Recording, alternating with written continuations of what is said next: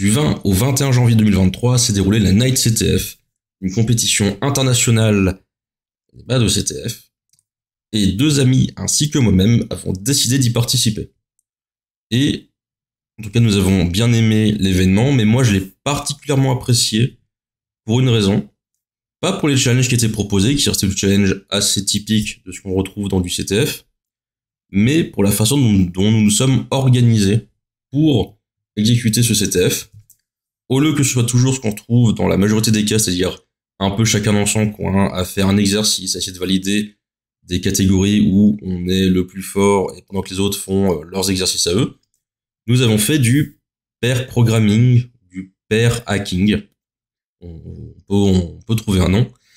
Et donc, nous nous sommes bien amusés à faire ça. Nous avons donc pu tous ensemble monter en compétences en même temps sur plusieurs catégories. Donc, ce qui fait que dès que quelqu'un panait en partageant son écran, c'est quelqu'un d'autre qui prenait le relais, trouvait une autre idée, etc. Et donc, l'exercice a plutôt bien payé parce qu'on s'est déjà bien amusé. On a appris beaucoup de choses et on a eu un classement plutôt bien, je pense. Donc, on va aller voir ça sur les 848 équipes présentes au CTF. Nous nous sommes hissés au rang de 29e sous le nom de Et donc, je vais faire une série de vidéos, vidéo up, record up, write up vidéo, je sais pas comment est-ce qu'on doit appeler ça, sur les challenges. Alors, nous n'avons pas validé tous les challenges, mais je vais faire le maximum pour faire du write-up. Alors évidemment, ce qui est en vert, je devrais pouvoir le retranscrire en vidéo assez clairement. Et tout ce qui est en gris, je vais quand même tenter de les faire sur mon temps libre pour proposer vraiment une série de vidéos complètes sur l'événement avec des résolutions. On va donc pouvoir commencer. Et c'est parti pour le challenge Night Search. Alors celui-là était quand même un peu plus compliqué que le Get Me, hein. Il y avait vraiment un cran au-dessus pour le coup. Donc on doit se connecter sur une IP avec un port. Et donc là on a une recherche. Donc je t'écris ok.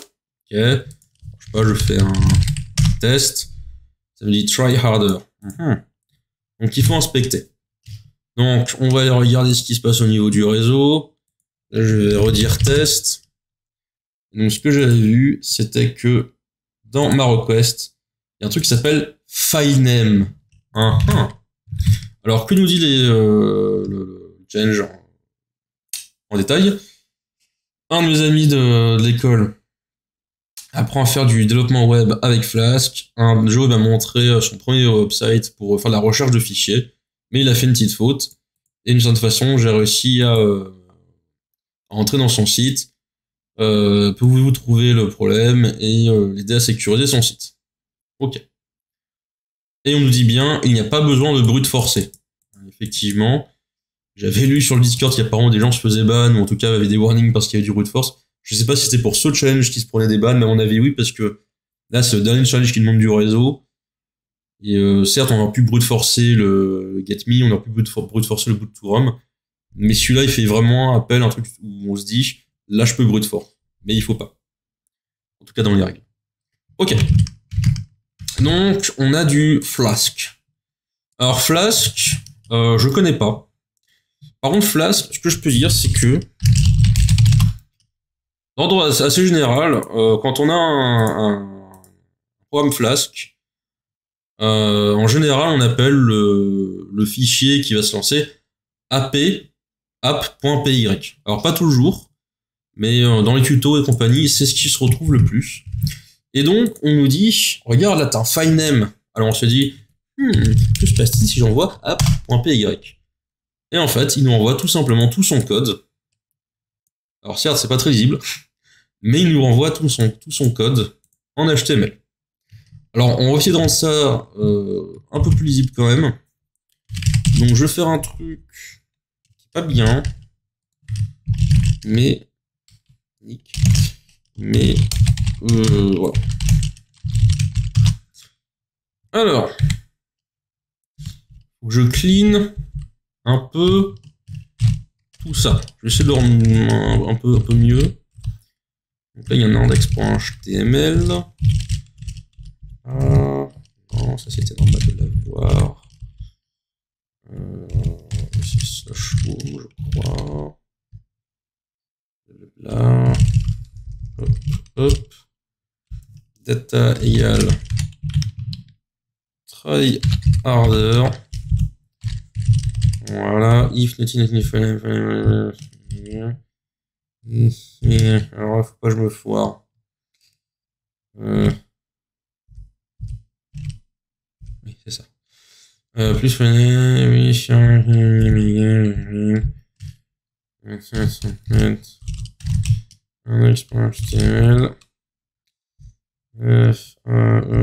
Template. HTML. Voilà. Ok. Et alors ce qu'on pensait, c'était que c'était plutôt comme ça. Voilà, qu'il avait fait cette embrouille. Ok, donc voilà le fichier. Et donc on nous dit, donc il y a du Flask, alors c'est du Python. Alors je sais que je vais même pas l'exécuter, hein, mais c'est juste, j'ai une seule habitude de voir en que tu fais pas. Ok, donc j'ai du Python. Donc j'apporte Flask, requête, render template, machin. Et donc là ce qu'il fait, c'est qu'il va unquote mon file name. If naughty, not in file name.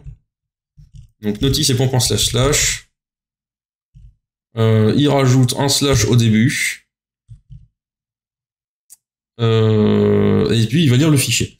Donc on a en fait effectivement de la recherche. Et donc ce qu'il fait, c'est qu'il va chercher, mais seulement déjà s'il n'y a pas .// dans ma requête. Donc ce qui fait que si je veux faire, je sais pas, un ./.git. Slash config, peut-être qu'il y a un répertoire de config, un fichier de config pour un répertoire Git. Voilà, bon, ça échoue parce que j'avais mis ./. Cela dit, en fait, ce qu'on peut faire, c'est encoder on peut encoder les caractères pour atteindre des parties auxquelles on n'a vraiment pas le droit. Alors pour ça, c'est simple. On va sur encode décode URL parce que je les connais pas par cœur. Je crois que c'était celui-là. Voilà. Et si je faisais ./, non, c'est encode que je veux. Si je fais ./, voilà. Pourquoi est-ce qu'il m'encode pas le point? Juste le point. Okay. Alors, pourquoi est-ce qu'il m'encode pas le point? Mais en fait, dans les codes,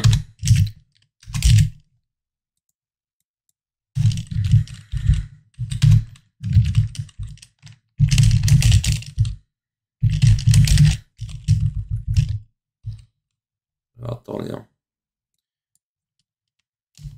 Voilà. Quand on fait %de f, c'est qu'on a un slash, et quand on fait %de e, c'est qu'on en fait un point. Ça permet d'encoder des caractères. Donc par exemple, si je veux faire ./, je peux faire ça. Ce qui fait que je peux éventuellement faire ./. J'ai un espace en trop sur la fin. ./. Je vais appuyer une fois de suite. Donc là, normalement, je me retrouve à la racine du système de fichiers. Donc là, je peux faire par exemple etc %de f passe wd. A priori, ça devrait fonctionner. Mais ça ne fonctionne pas. Pourquoi? Parce qu'en fait, lui, il va déjà avec son unquote ici, décoder ma requête et donc voir le ./. Ce que je dois donc faire, c'est donc réencoder ça. Donc là, je vais dans encode. Voilà. Et je réencode mon point et mon slash pour que ça donne ceci.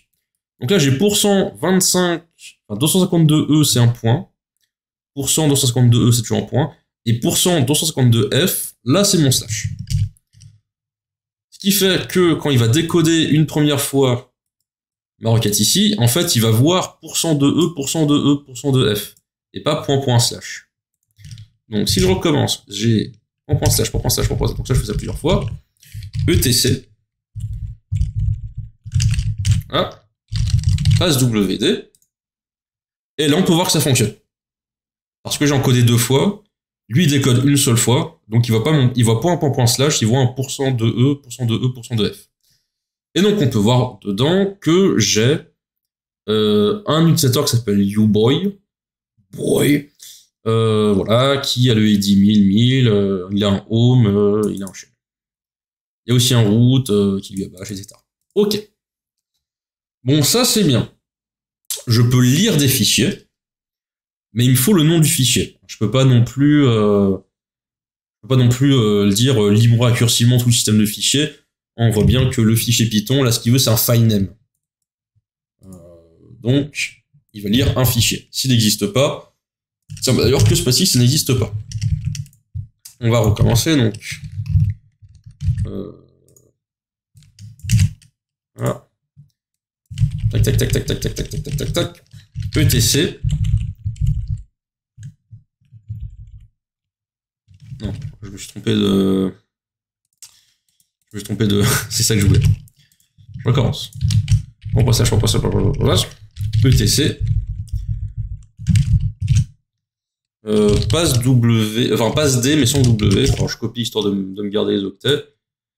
Et là ça me dit juste try harder. Ok, donc quand le fichier n'existe pas, je vais me faire voir. Mais si je demande un fichier sur lequel je n'ai pas le droit normalement en lecture. Donc il existe un fichier sur Linux. Il en existe plusieurs hein, sur lequel on n'aura pas le droit, mais il y en a un qui est très facile à atteindre, c'est Shadow. On peut voir que Shadow, il est juste lisible par root.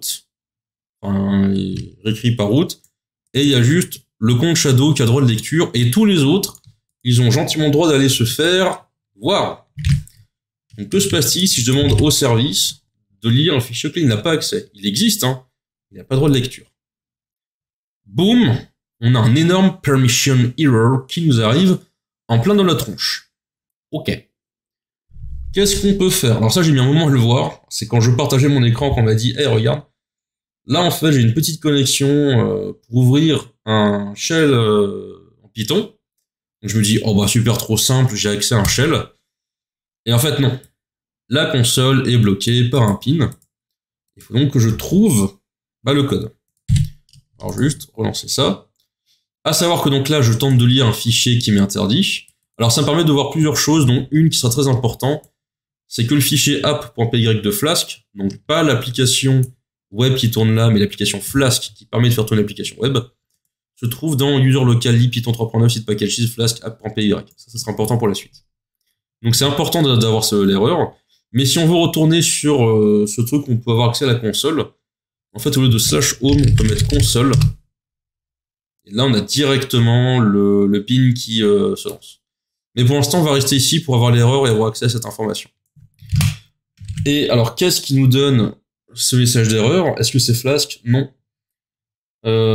C'est grâce à Workzug qui nous permet d'avoir un interpréteur de traceback, enfin, d'erreur joli comme ça, avec du coup un accès à une console Python. Ok. Donc, ce que j'avais fait, c'est que j'ai fait un petit search plot des familles sur, je sais jamais comment l'écrire, Workzug. Et là, on me disait, Workzug, il y a du debug shell pour faire de la commande d'exécution. Donc, j'avais cherché ça, finalement, ça donnait rien. Parce qu'on a besoin d'avoir le code pin. Et que ça, il avait du mal, enfin, il peut pas, si on n'a pas le code pin, il peut rien faire. Donc ça ne fonctionne pas. Donc, ce que j'avais ensuite commencé à faire, c'était chercher, Workzug, pin code. Et alors là, j'avais cherché un peu partout, et donc, j'avais terminé, alors d'abord, effectivement, ici, sur Actrix, et je crois qu'il donne un lien sur... Non, je suis pas sûr que ce soit ce lien. Ah si. Il donne du code Python. que je vais reprendre, mais qui en fait n'est pas, pas dire pas bon, mais qui n'est pas complet, enfin, qui n'est pas à jour plutôt. Ouais. Qui n'est pas à jour, et donc je me suis servi du code source de Werkzug, à savoir que Werkzug ici, où est-ce que je l'avais vu? Où est-ce que je l'avais vu?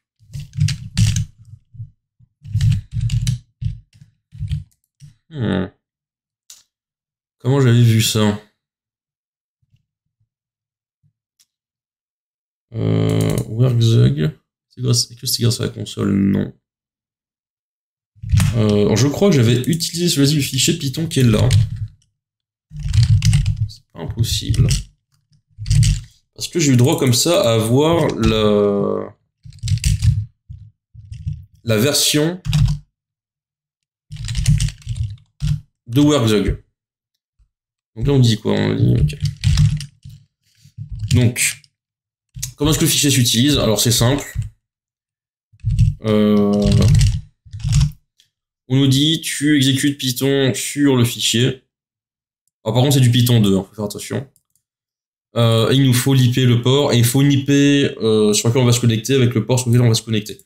Ça on s'en fout, on va mettre n'importe quoi, enfin, on s'en fiche. Ce qui compte c'est ce que nous retourner l'information grâce à l'IP du site. Donc Python 2 sur ça. Et donc voilà. Paf, paf. Et là, on va juste répéter pour pas s'ennuyer.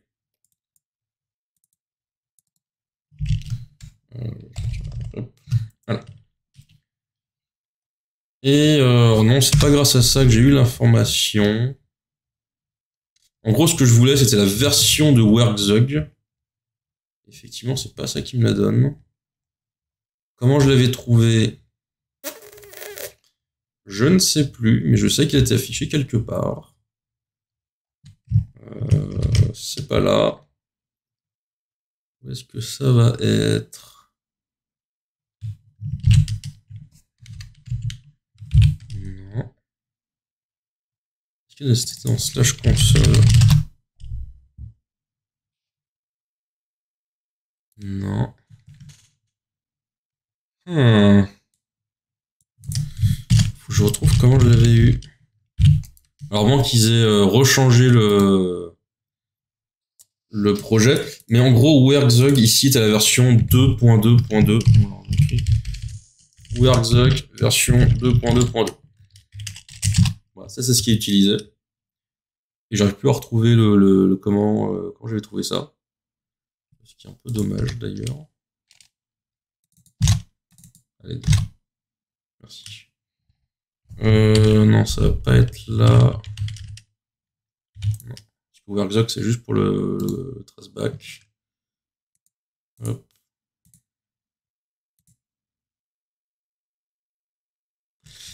Ok. Bon, c'est pas bien grave. Ce que je vais donc faire, c'est récupérer une partie de ce qu'a fait Actrix, mais je vais devoir en partie le modifier. Parce qu'il n'est pas à jour. Alors on copie tout ça. Je vais juste refaire la sélection pour être sûr. On copie. Donc echo. Ok. Werg en PY. Alors je vais mettre pause le temps de mettre le fichier de façon un peu plus jolie. Ok. Donc on va encore ressemble le fichier. Donc, on a chez BetterTools, on a probably public bits. Donc ça demande le username qui se trouve derrière celui qui a dans cette application. Flask.app, ça c'est ce qui est bien, c'est que ça ne bouge pas. Le Flask ici non plus. Là en revanche, c'est pas totalement bon. Il faut réutiliser le lien qui est là. Donc ça, faudra le changer. Private bits, on va voir comment les générer. Pareil pour le getMachineID qui est ici. Parce qu'on va voir que le fichier n'existe pas. Et donc j'ai dû lire une partie du code source de Werkzug pour comprendre. Et ensuite, il y a du hash, et en fait, le H, enfin, il y a une partie ici qu'il faudra encore changer. Et là, l'exploit pourra fonctionner. Donc, on va lire. Donc, déjà, il nous faut l'adresse qui est là. OK.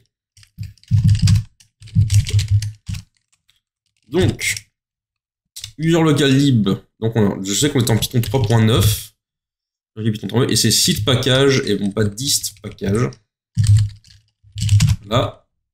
Flask.ap.y. OK, donc là, on est bon.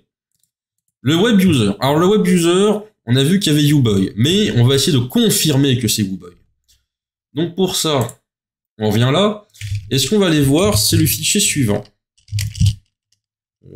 Proc self environ. Qui est un fichier, donc le self qui est ici, c'est l'ID du processus sur lequel on est en cours. Donc là, de mon shell. Et si on voit, je peux voir que j'ai quelques variables d'environnement. Ouais, quelques variables d'environnement. Et on va voir que c'est pareil du côté ici. Donc je vais aller sur proc self environ. Je copie histoire de. Et donc là, on peut voir que on a un home qui est égal à /home/uboy.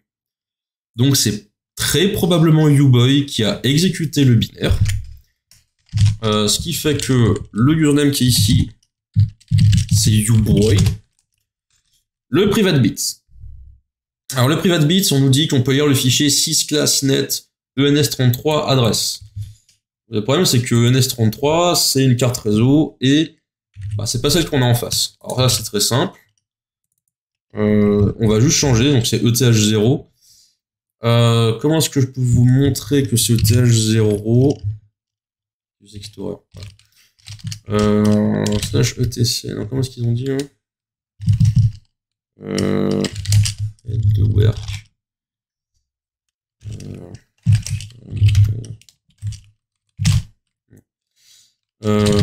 Sys class net.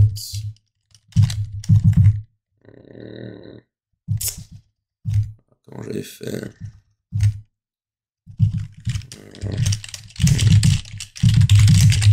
Card.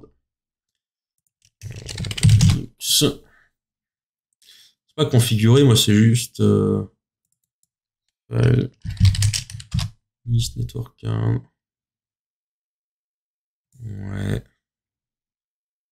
Ouais, mais je sais qu'il y a un fichier pour ça. Et je m'en rappelle plus. Et ça m'énerve.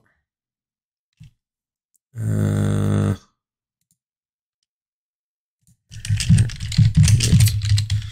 mémoire, le fichier s'appelle adresse.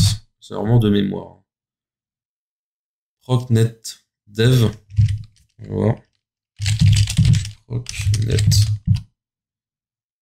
dev. Alors ouais, c'est une façon de faire, donc on va aller vérifier ça. Donc proc. Je vais y arriver. Hein. Net dev. Dev le dev. Et on a bien ETH0. Ok. Donc, ça veut dire que je ne dois pas les lire sysclassnet ens33, mais sysclassnet ETH0 adresse. Donc, sys classe. Alors ensuite c'est un slash net sysclassnet ETH0 adresse. Et on a ça. Alors on a ça. Et en fait, ce qu'il faut faire, c'est juste un str de ce qu'on nous renvoie, c'est-à-dire les bytes qui sont donnés là. Donc pour ça, on va invoquer Python. Et on va faire str de ce truc.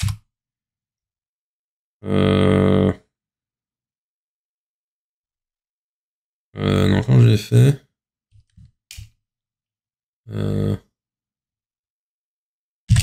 C'est expliqué sur Actrix. Ouais. C'était peut-être pas Actrix. Faut que je retrouve.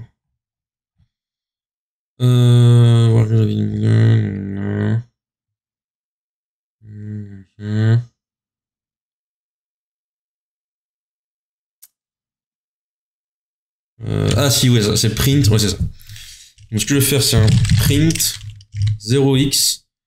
Je vais recopier tout ce qui est là. Je vais juste enlever les 2 points. Voilà. Et donc ça, c'est ce que je vais utiliser pour la partie qui est là. Alors ce que je vais faire pour pas m'embêter, ça va être ça. Work. Et donc la partie private bits. Donc 2, 4, 8, 5, 3, 7, 7, 8, 9, 2, 3, 5, 5. Ok. Maintenant,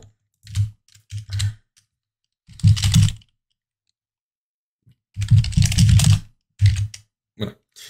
Pour la partie qui est ici, on nous dit va voir ETC machine ID. Moi, tout confiant, je me dis cool, ça va être plutôt simple. Je vais donc voir ETC machine ID.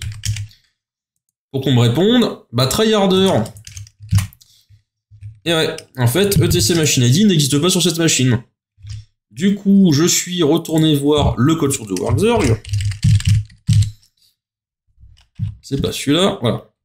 Et en fait, si machine ID n'existe pas, je peux aller voir /proc 6 kernel random boot ID. Donc c'est ce qu'on va aller voir.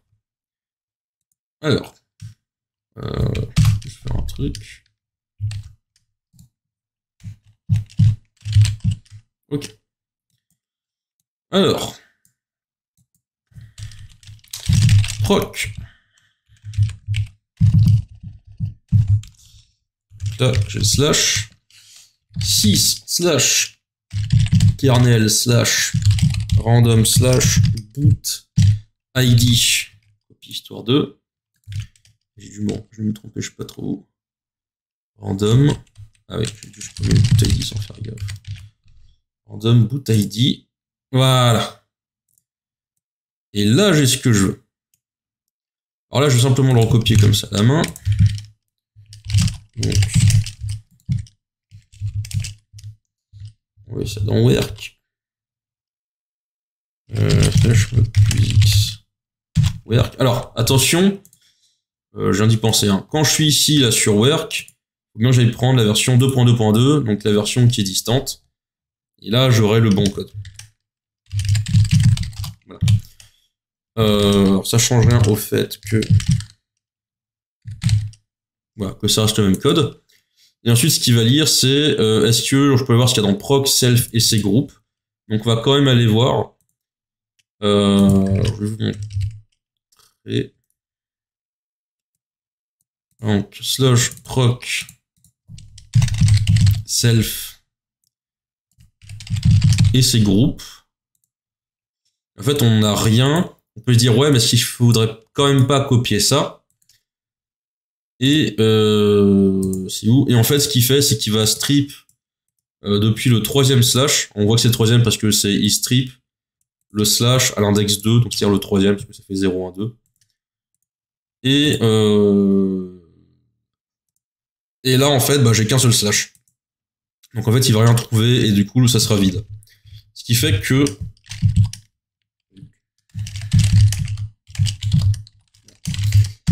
Ce qui fait qu'en fait, là, bah, j'ai rien si ce n'est... Je n'ai rien si ce n'est que ce que je dois avoir là.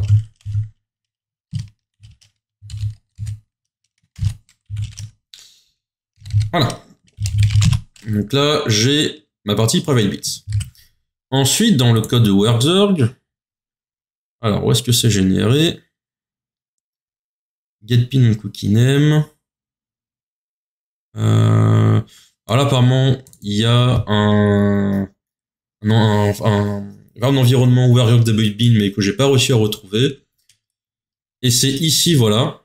On peut retrouver Forbit in chain.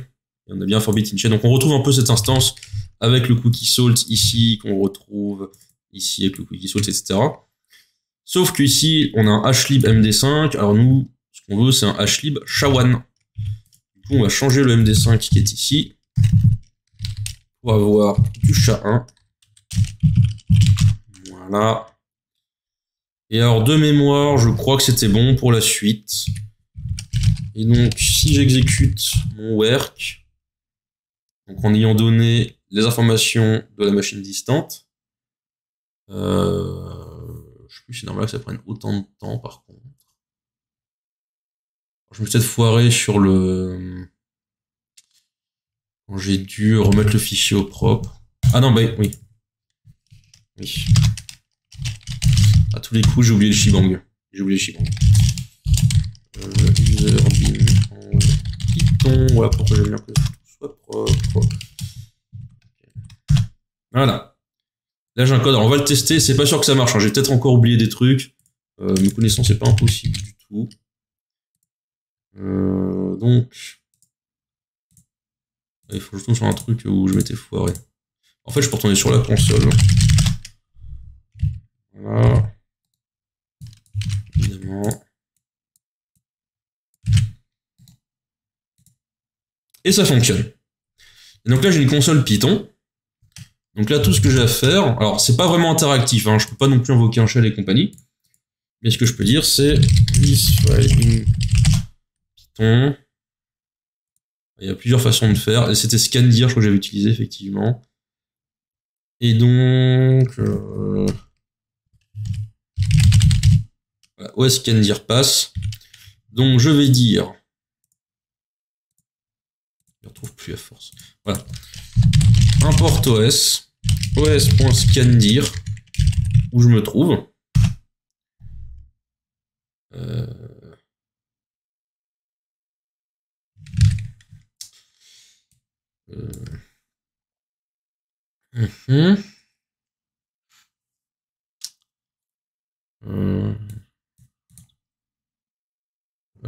Ou c'est peut-être listdir. os.listdir où je me trouve. Voilà. Et donc dedans j'ai supersecret.txt. Et donc bah, si je demande à lire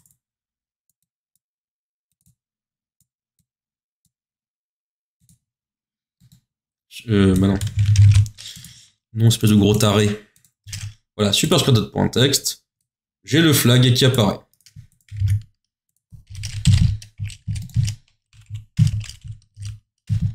Voilà. Never run your server on debug mode. Et ouais. Parce que si on regardait a.py depuis le début, voilà, on peut voir ici qu'on a un debug égale true.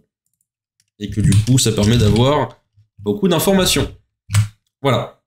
C'était donc